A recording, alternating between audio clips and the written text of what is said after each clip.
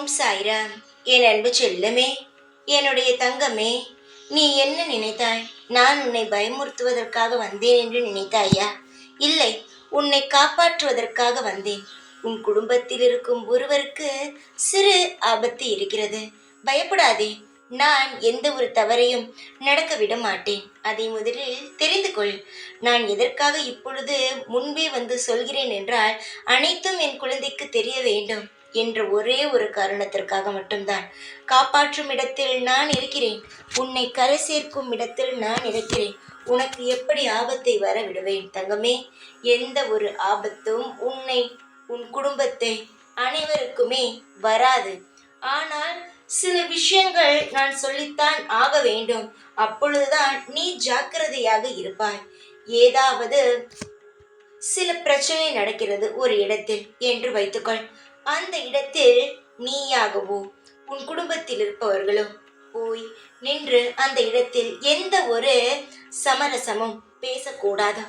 ஏனென்றால் நீ நல்ல விதத்தில் தான் சொல்வாய்.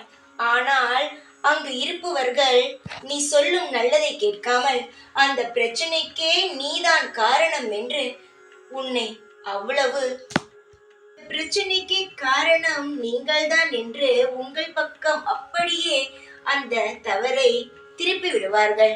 எப்பொழுதுமே பிரச்சனை நடந்து கொண்டு இருக்கும் பொழுது அந்த இடத்திற்கு போகாமல் தள்ளி நிற்பதுதான் நல்லது.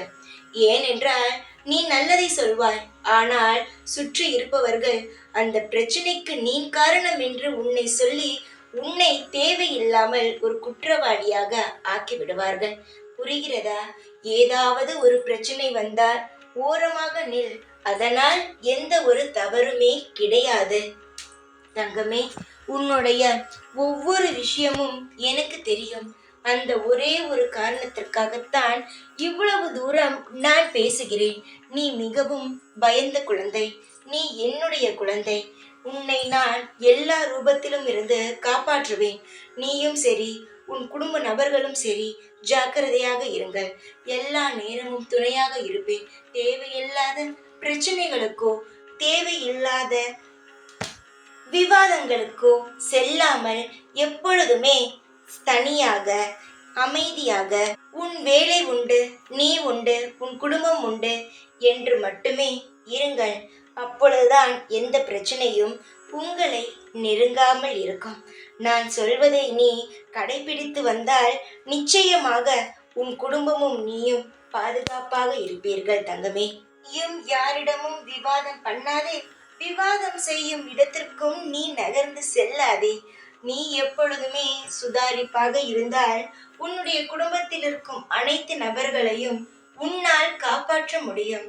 நீதான் அந்த உன் குடும்பத்தின் ஆணிவேர். ஆணிவேரே எப்படி கவலையாக இருந்தால் என்ன செய்வது?